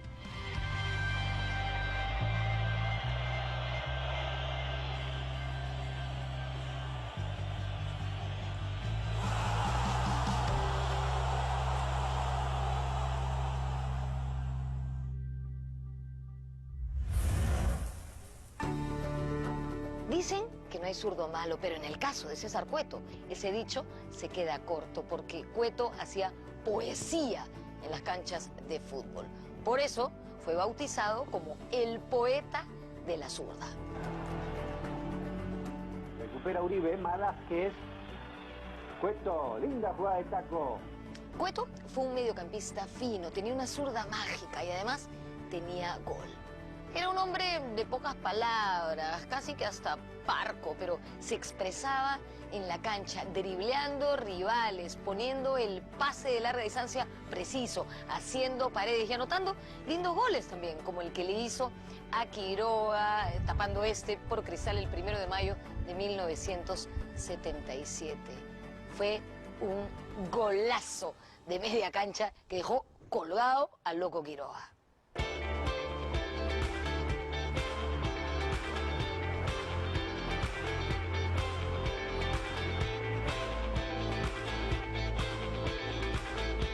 César Cueto alcanzó la consagración definitiva en la primera fase del Mundial de Argentina 78.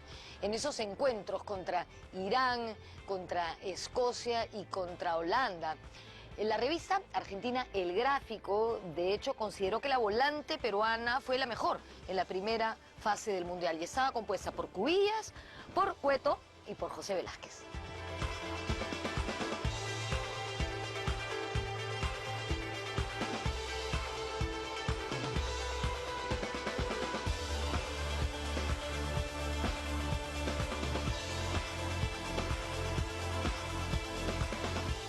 José Velázquez es el típico patrón, ¿no?, del fútbol peruano, el capataz en la cancha, ¿no?, muy técnico, con bastante gol, de cabeza sobre todo, muy ordenado. José Velázquez empezó como back centro en Alianza y jugó en esa posición unos 5 o 6 años. Marcos Calderón es el que lo adelanta en Alianza del 7-5 y lo hace jugar de volante en Alianza, en la Copa América y después en el Mundial 78, ¿no? Cueto. José Velázquez va arriba, alcanza a cabecear, pero la pelota sale desviada junto al poste derecho, fuera del terreno. Era un jugador muy importante, ¿no?, en el campo, ¿no?, imponente, con biotipo, con personalidad.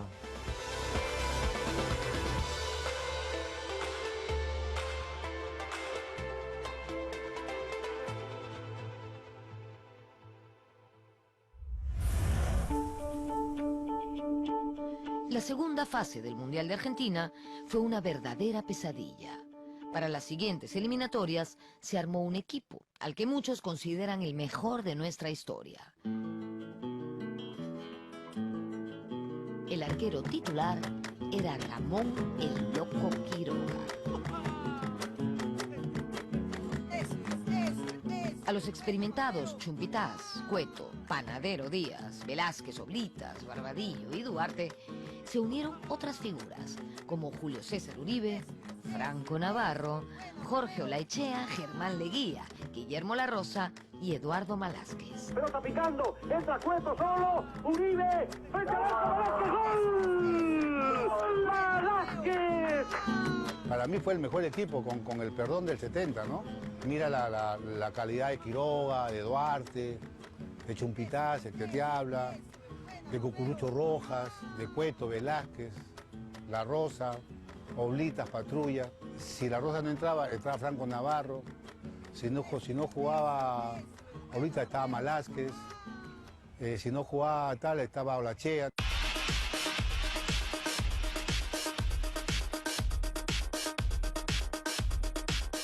mejor equipo en el que he estado de todo esa selección, como tú dices. No estaba uno, entraba otro y ese equipo caminaba. Tenía una banca que no lo ha tenido ninguna selección, ¿no? Atacando Perú. Uribe atento, Leguía para tirar de larga distancia. ¡Gol! Quien entrara jugaba bien. Ahí era divertidísimo jugar al fútbol. Terminaba el partido y tú preguntabas, ¿ya acabó? Excelente cortada de Germán Leguía para Julio César Uribe y el segundo tanto para el equipo peruano queda Uno de los mediocampistas peruanos más talentosos de todos los tiempos ha sido sin duda Julio César Uribe, el Diamante, ídolo de Sporting Cristal, club donde debutó en 1975 a los 17 años. Dueño de una exquisita técnica y de una mentalidad siempre ganadora, era un jugador hábil, elegante, de corte vertical, siempre de frente al arco rival. En 1981, cuando ya había campeonado 2 veces en Sporting Cristal, fue elegido como el tercer mejor jugador sudamericano por una encuesta realizada en el diario uruguayo El País. ¿Saben quiénes ocupaban el primer y el segundo puesto? Bueno, imagínense, el primero, Maradona, y el segundo, el brasileño Zico. Ese año, el Diamante fue estrella en la clasificación de Perú a España 82, haciendo un extraordinario partido ante Uruguay, donde obtuvimos la victoria en el Estadio Centenario. Ese fue un partidazo, y ese era un equipazo.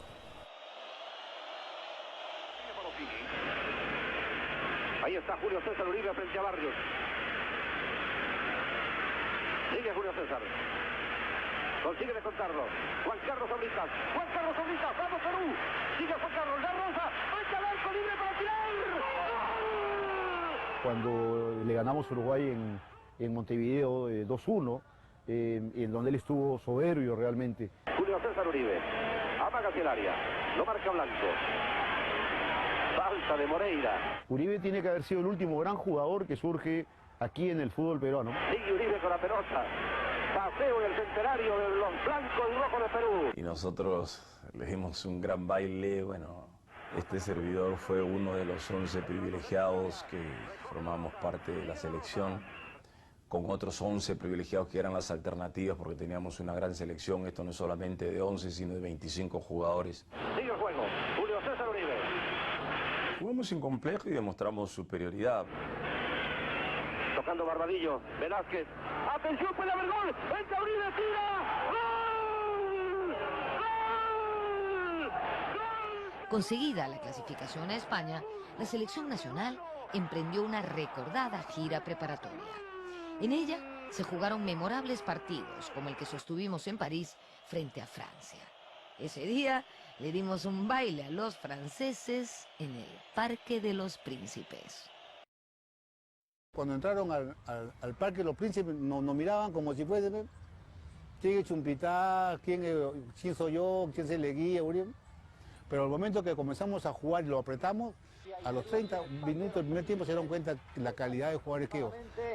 45.000 personas en una noche un poquito fresca. ¡Gol peruano! ¡Gol de Juan Carlos Oblitas! Gran jugada de la Rosa entregando para Juan Carlos Oblitas. En esa época era uno de los grandes de Europa, ¿no? Nosotros nos acordamos de Girés, Rochetotti, Ganá, Fernández, Platini, equipazo, ¿no?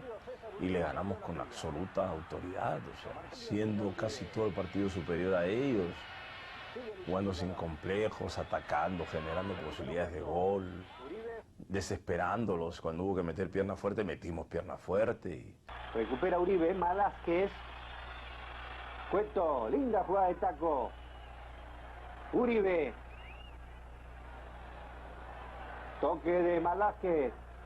Cueto, lindo pase para Juan Carlos Oblitas. Peligrosa entrada, remata. ¡Gol, gol, gol, gol!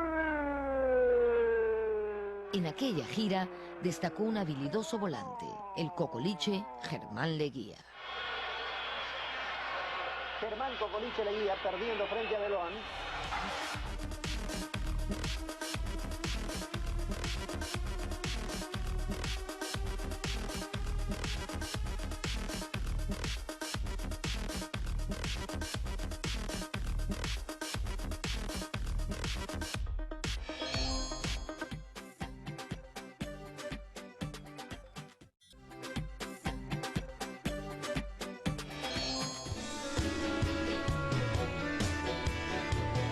Antes de empezar el Mundial del 82, se integró a la selección Teófilo Cubillas, quien no estaba en su mejor momento y desequilibró al equipo.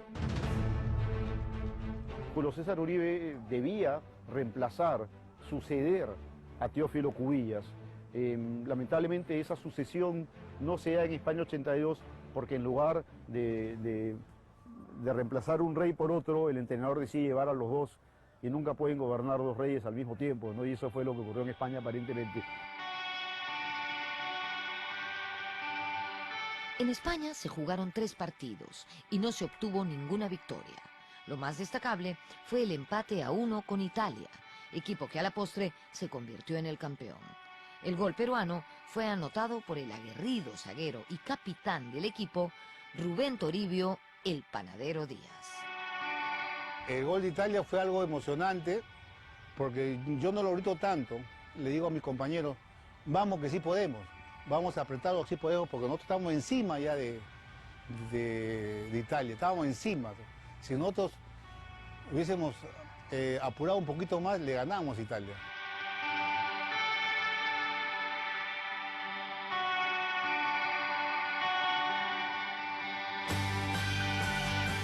Parte de esa brillante generación del 82 alcanzó a jugar las eliminatorias de 1985, donde hubo partidos legendarios contra la Argentina de Maradona, como la victoria en Lima, 1-0, y el empate a 2 en Buenos Aires con goles de Velázquez y Barbadillo.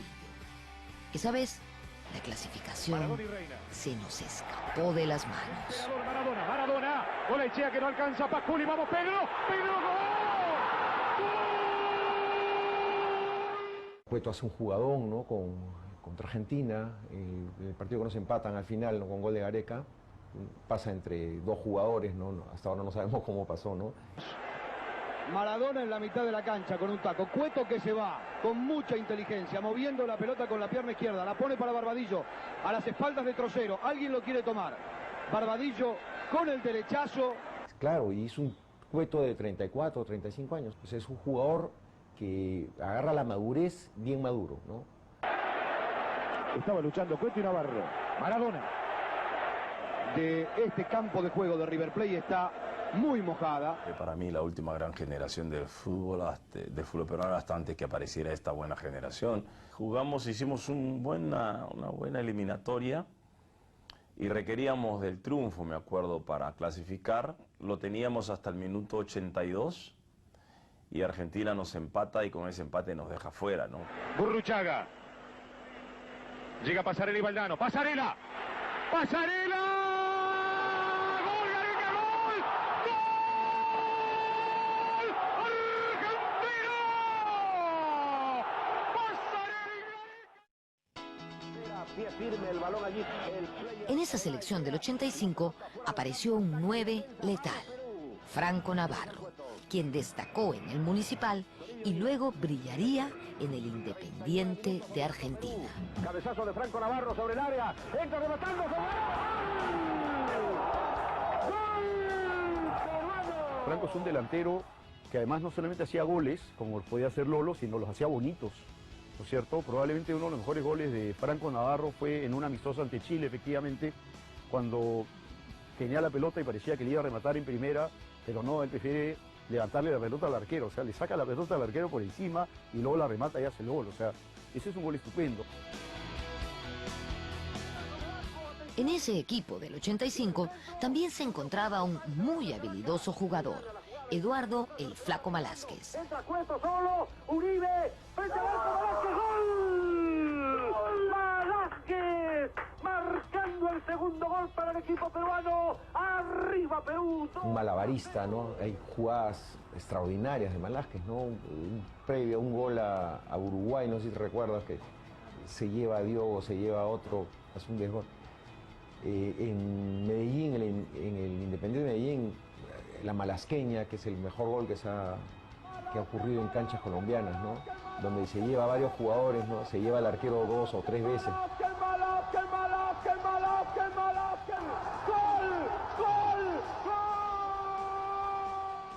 En 1992, el Sport Boys del Callao jugó la Copa Libertadores y le hizo un gran partido al poderoso Nacional de Medellín.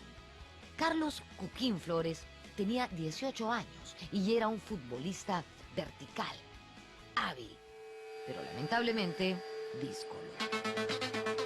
El partido que Cuquín hizo en Medellín por Copa Libertadores de América con la camiseta del Sport Boys del Callao es solo comparable al partido que hizo Charlie en la Bombonera contra Argentina. Un jugador extraordinario que definió el partido con su talento, con su fútbol, pero además con eso adicional, los volvió locos.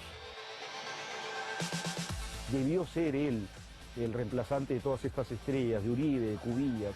Él tenía que llevar la batuta. Lamentablemente se fue por otro lado, pero cuando Carlos Cuquín Flores quería jugar, lo hacía brillante, y en ese partido en Medellín fue el mejor de la cancha, sin duda alguna. En 1997, Sporting Cristal alcanzó el subcampeonato de la Copa Libertadores, con figuras como Roberto El Chorrillano Palacios, Julinho, Flavio Maestri, Jorge Soto y Norberto Solano. Ese equipo de Cristal sería la base de la selección que ese mismo año, 1997, se quedó sin clasificar al Mundial solo por diferencia de goles. Años después, el 2003, Cienciano del Cusco obtuvo la Copa Sudamericana y el 2004, la Recopa Sudamericana. Aquel fue un cuadro solidario, mentalmente fuerte y supo vencer a grandes equipos como River Plate, Santos y Boca Juniors.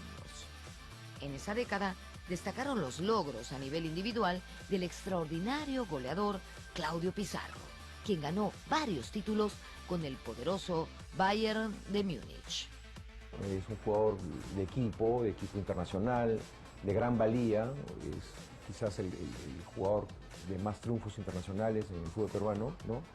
Pero en la selección, pues no, lamentablemente, de repente no tenía pues a los jugadores que tenía en el Bayern, ¿no? Al costado, ¿no? Y para poder anotar, ¿no?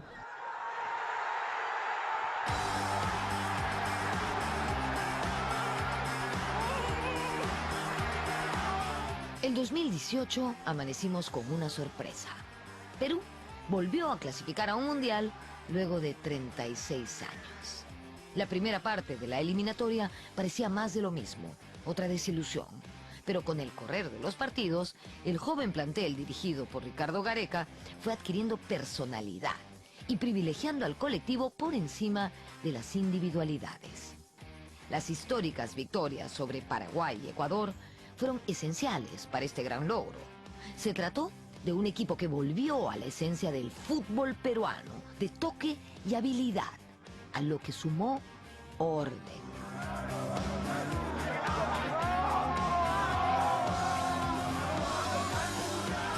No, ese equipo a mí me encanta. Te digo que es el que más se parece al 82. Juega muy bien al fútbol. A mí me encanta cuando tocan la pelota y van por abajo. Esa jugada que hicieron a Croacia o a Nueva Zelanda o a Uruguay o a Argentina, y mira contra quiénes jugaron, ¿no? Como dijimos, en esta selección el colectivo destacó sobre las individualidades. Sin embargo, podemos mencionar a jugadores como Cristian Cueva, André Carrillo, Oreja Flores, Tapia, Farfán y la figura de nuestro capitán, Paolo Guerrero. Es uno de los mejores atacantes que para mí hay en el mundo. Y sobre todo cómo juega de espaldas, te prolonga todas las acciones, de cara al gol, tiene el gol. Si tiene que dar pase lo da, promueve acciones en situaciones muy difíciles.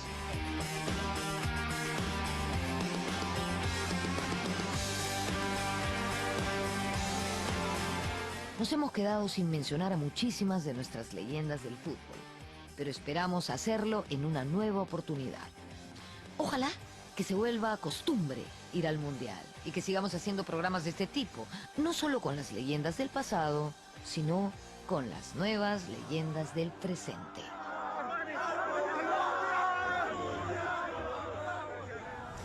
El fútbol es lo más importante entre las cosas menos importantes. Eso lo dijo Jorge Valdano, un ex jugador de fútbol argentino.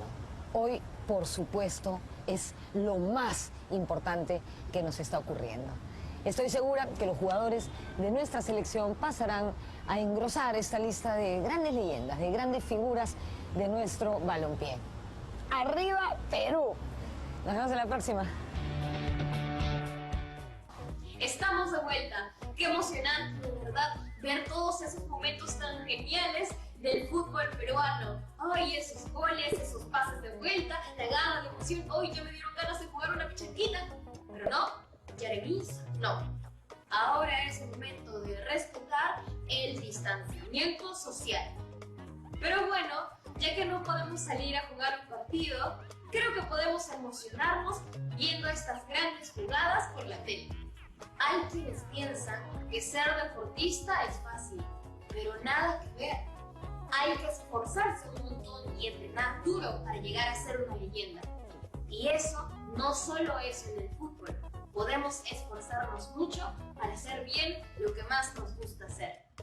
Hace poco, por ejemplo, los futbolistas de la selección le pusieron mucha disciplina y talento y llegamos a clasificar al Mundial de Rusia 2018 luego de muchos años de no poder hacerlo. ¿Ustedes por qué creen que pasó esto? Les dejo esa pregunta para que la piensen y también escuchen bien. La idea es que a partir de los jugadores que hemos visto en estas dos sesiones, armen su selección peruana ideal, en la que podrán combinar jugadores de distintas épocas. Luego, imaginen que ese era el equipo que iba al Mundial en Rusia. Deberán escribir un cuento narrando lo que podría haber sucedido en el Campeonato Mundial con este conjunto de jugadores.